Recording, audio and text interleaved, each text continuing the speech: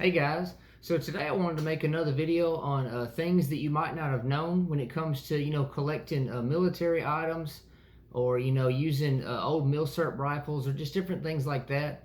If you haven't already, I'd appreciate if you watch the first video I made. This is one of those series that I've started and I'm going to keep working on. I might have 3 or 4 or 5 parts like some of my other series that I've done and are currently working on. But again, this is just to give y'all some information you might not have known, especially you newer collectors, just kind of getting into the hobby and everything. But even some of you guys like me that have been around for a long time, been doing this, there's always more to learn. So maybe you guys will kind of pick up here on things that you weren't aware of in the with this collecting that we do with this great hobby. If you haven't already, I'd love to have you as a subscriber. Please subscribe, check out my other videos. I'm very passionate about military history and collecting and sharing information in my collection with you guys and learning from you as well.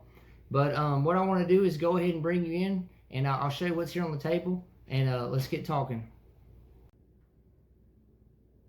All right, so as you see, I've actually got 3 helmets and 1 helmet liner, a flag, a couple jackets here, and an M1 Garand rifle. And these are the kind of topics I wanted to talk on today. The first thing I wanted to tell you about, I'm going to start with this helmet right here.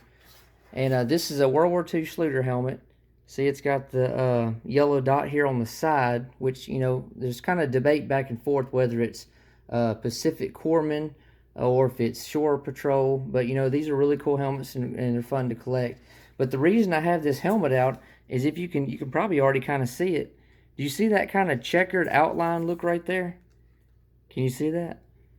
So it's obvious that at some point this helmet had a net on it.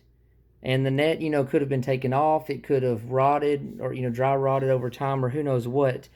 But when you see something like this, here in the collecting world, a lot of us guys call it ghosting or like ghost netting. Basically, it just has an image or like a shadow type reflect that, hey, this helmet used to have a net on it. Again, it's called ghosting. And you can see there was a net on there. And it would take a long time for this, to take place, which you think it could have been, due to weather conditions, elements, and other things over time. The helmet color, the outside could have faded and everything, but with the net on there, it wouldn't have, the whole helmet wouldn't have been just a solid change of color, I guess you would say, or the wear, the fade. So that's why you get stuff like this where you can see an image of what used to be there. But this is pretty cool here. I wish it had the net on it, but that's just something, that's just one of those things. We never know what happened to it. But so if you see a helmet like this, unless it's been faked, which nowadays people fake and try to do everything they can to trick people and scam them and everything else. But if you see something like this, like I said, it's ghosting or ghost netting. So that's just kind of a little cool tip right there, or thing you might not have known. That helmet there is actually, I'm sorry, it's a late war McCord right there. But these 2 helmets right here are Schluters. And the reason that I have them on the table is, I guess this is thing you didn't know, number 2. This is a front seam Schluter. See, it's got the S right there, 119A. And this is a fixed bell Schluter. Now, something interesting, those of you guys that have already watched my videos probably already know where I'm going with this. So, Schluters didn't start making M1 helmets until January of 1943. McCord started the end of June 1941. So, around October of 1943 is when fixed bell production for both companies was stopped and swivel bell production started. It was around October of 1943. So, what's desirable about this helmet, it's a Schluter and it's a fixed bell. So they were only produced from January 43 to around, give or take, September, October, around October 1943. So maybe 9 to 10 months of production. Whereas McCord fixed bells were made from the end of June of 41 until, again, around September, October 43. So a little over 2 years of production for the McCords and only about maybe 9 to 10 months of Schluters. So that these are very desirable and everything. They're not really rare. They're definitely uncommon. So if you have a World War II Schluter and it's fixed bell, then you've actually got something, you know, really cool, and it's definitely an item you want in your collection.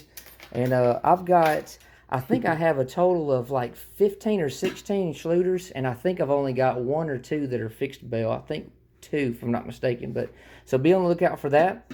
I guess thing number 3 I wanted to share with you. Again, this right here is a Schluter also. See, there's the S for Schluter. And see, the heat stamp on this one is 557A.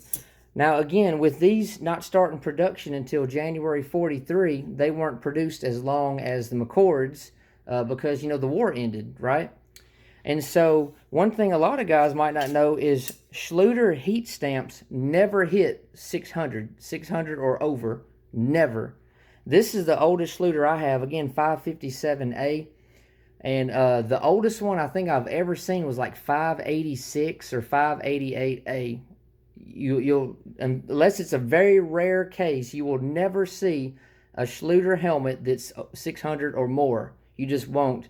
If you do come across a helmet that's 600 or higher, then it's going to be a McCord. I mean, if you happen to see the S, it could be a very rare one that was made in the last few days before the war was declared over, or, you know, officially over. But you know, from everything I've ever seen, Schluter never hit 600 heat stamp.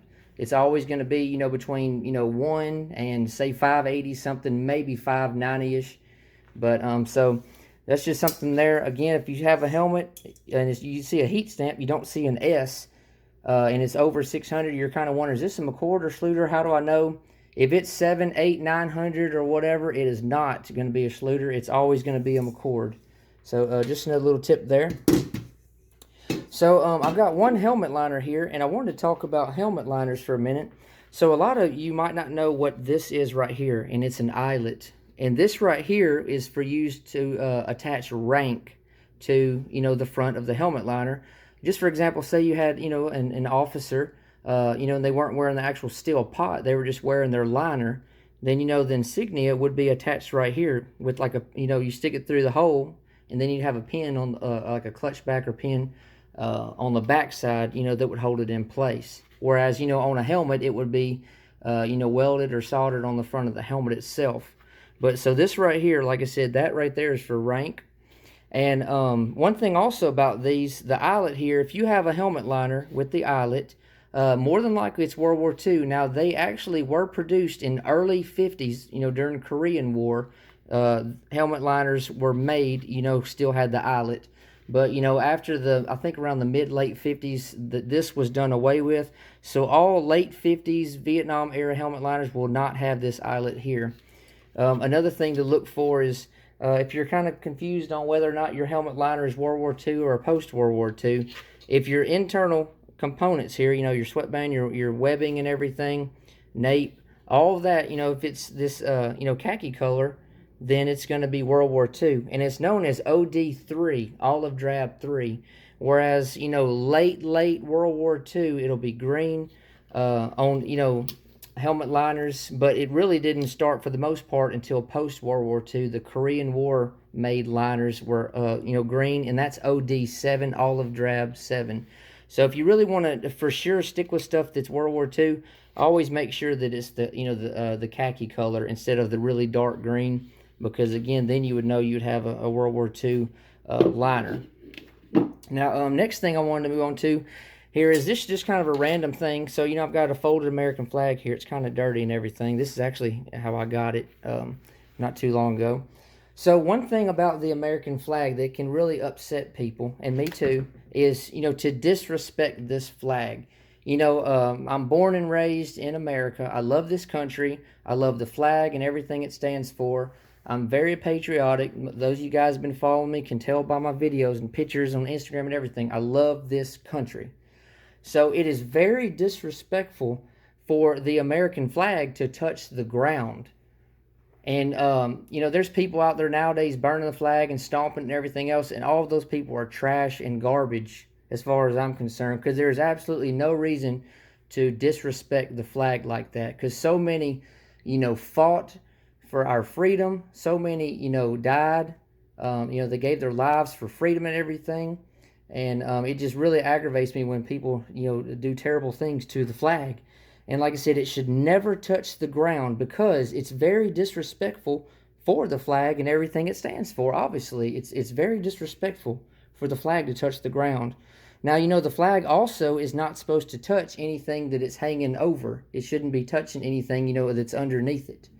Another thing that, you know, reason why it's not good to have the flag touching the actual ground is it can cause damage to the flag. You know, the flag can get dirty or soiled or whatever, and maybe the fabric or the material it's made of can get weak, and it can really affect the strength of the flag and everything. So just remember, please, if you ever have an American flag, don't lay it on the ground. Don't throw it on the ground. Don't hang it to where it can touch the ground. Just be very mindful about, you know, what the flag actually represents and what it stands for. And look up online and study the flag codes and everything, because there's a lot of stuff I actually learned myself that I didn't know. But just be very respectful of this flag, you know, because those of us that, you know, are you know what it stands for, and all the just everything that went into you know, keeping it flying and everything. I mean, it's just it's very sad and upsetting when people disrespect it. So please be mindful of that.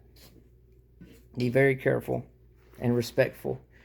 So right here, moving on, I got two jackets. I got a M43 World War II. I got a World War II Ike jacket. So one thing I wanted to talk to you guys about, probably the newer collectors, is a laundry number.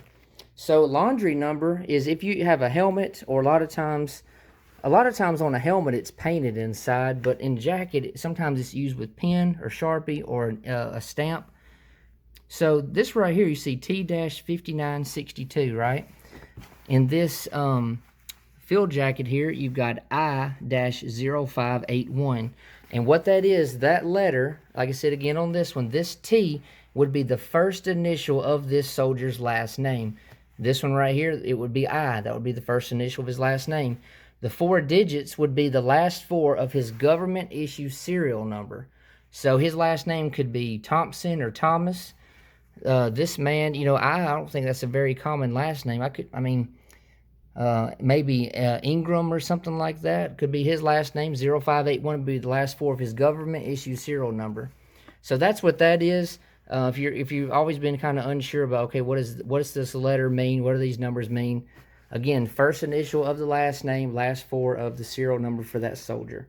So that is what's called the laundry number. And like I said, it could be painted in a helmet, could be handwritten with a pen or Sharpie, or like I said, stamped with ink, like a stencil or something. But so that's what that is. And last thing I wanted to share with you guys is this right here. This is one of my 3 M1 Garands. This one is a Springfield. Actually, all 3 of them are Springfields. So one thing you might not know, I know there's plenty of videos on how to properly load and everything. So I want to show you right here something that you might not know. Again, this rifle is unloaded. So when you pull this bolt handle back, or op rod handle back, see, you pull it all the way to the rear, right? Now, something that you have to make sure you do is, like I just did, pull it all the way to the rear, because I want to show you. Hold on just a second. Okay, if you don't pull it all the way, see, it will catch. It will catch on the follower, it's called. And if you don't pull it all the way to the rear, don't properly insert your M1, your M-block clip, then because it's not seated all the way to the rear, there's a better chance you'll get what's called M1, you know, M1 thumb or Garand thumb. So you always have to make sure with your M1 Garand, whether it's yours or you're shooting a buddies or family members, always, even though it'll catch right there a lot of times, go ahead and pull it back the rest of the way, so you have a less chance of hurting your thumb, because it is not very fun from what I've been told and seen. I've never done it myself, but hopefully I never do. So always make sure you pull the bolt handle all the way to the rear, definitely. But anyways, guys, I'm going to wrap this video up. Thank you so much for watching. Hope you like these kind of videos. I'm going to keep making them. Keep supporting me if you will. And I'll be getting back to you soon. So thank you guys so much.